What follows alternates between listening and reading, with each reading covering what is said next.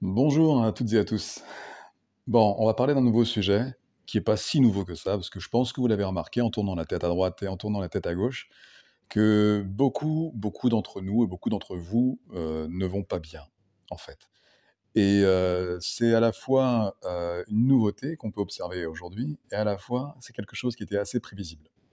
En effet, compte tenu de l'évolution des choses, de notre civilisation en tout cas, telle qu'elle avance, avec, ces multiples dissonances cognitives, pardon, insufflées, ici, et là, dans notre société, il devient normal et complètement naturel que personne ne trouve réellement sa place et que du coup, tout le monde ne s'en sente pas très, très, très bien aligné avec lui-même.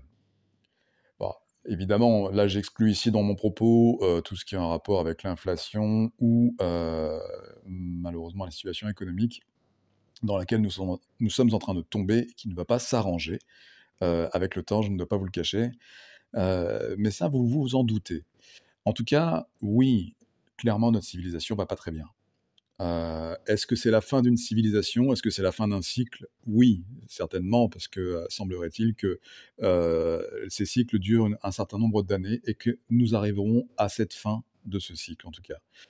Maintenant, nous pouvons alors je vais pas vous donner de solution miracle, vous disant qu'il y a une solution, pour se sortir de là carrément. Non, malheureusement, comme à chaque fois, à chaque fin de cycle, il faut atteindre la fin du cycle pour redémarrer sur quelque chose de plus viable, enfin du moins à recomposer, je l'espère cette fois-ci, plus sainement. On l'espère tous à chaque fois. Hem, toutefois, il y a des solutions, enfin, en fait, chacun peut agir, individuellement. Et ça, c'est quelque chose qu'il faut vraiment noter. C'est-à-dire que, récupérer votre souveraineté intellectuelle, c'est déjà la première chose. La première chose sur laquelle il faut que vous puissiez vous, concentrer. Quand je dis souveraineté intellectuelle, c'est vous redonner la capacité légitime de fonctionner par votre propre, avec vos propres moyens intellectuels. Évidemment, comme dit comme ça paraît un peu bancal, mais nous en avons tous, vous en avez tous la possibilité. Pour cela, je ne vais pas vous dire que c'est simple, mais pour cela, il va falloir changer vos habitudes. Parce que qu'est-ce qui nous a conditionnés dans les aberrations de cette fin de cycle?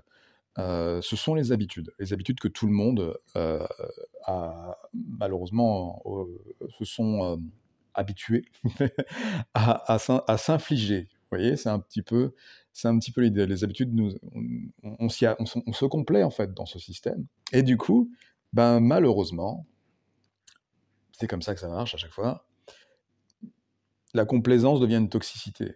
Elle devient toxique. C'est un peu comme quand vous vous mettez en relation avec quelqu'un. Non, je vais pas vous faire cette petite, parallèle. En tous les cas, voilà, chacun doit agir là où il se trouve, pour lui-même, évidemment, et c'est la première étape.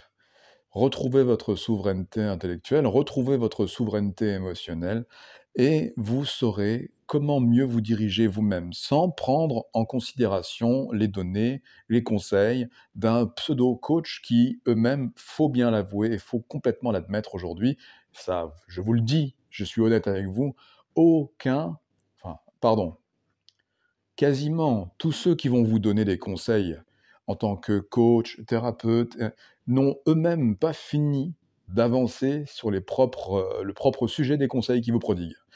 Donc vraiment méfiez-vous de ça parce que vous allez avoir un tas de coachs en motivation, un tas de coachs en discipline, mais c'est pas de ces personnes-là qu'il va falloir prendre conseil. Vous allez devoir chercher en vous-même, et je sais que c'est bateau à dire ce que je viens de dire là, mais c'est la vérité. C'est en vous-même, par votre observation, parce que vous allez évidemment choper ici et là, mais c'est par vous-même que vous allez développer vos propres super capacités. Et évidemment, cela demande un certain nombre de ressources, et ça demande de faire le premier pas. Moi, je vous propose ce premier pas ici, dans cette vidéo.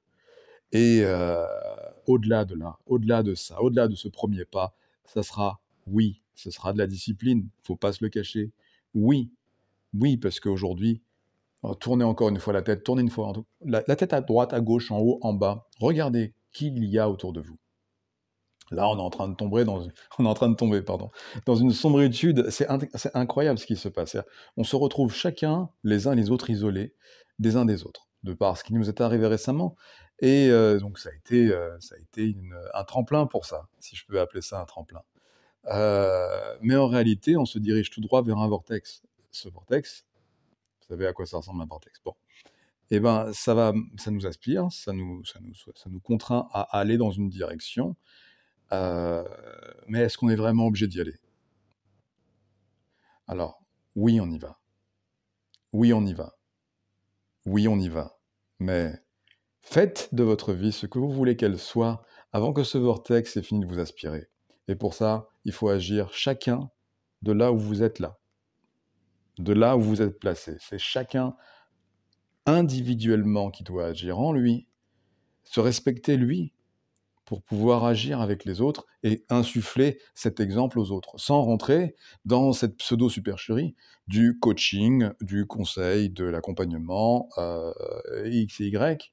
Il y a des choses très très bien, attention, qui peuvent débloquer des choses en vous. Mais c'est vous qui allez les débloquer, en fait. C'est vous qui allez faire ce travail.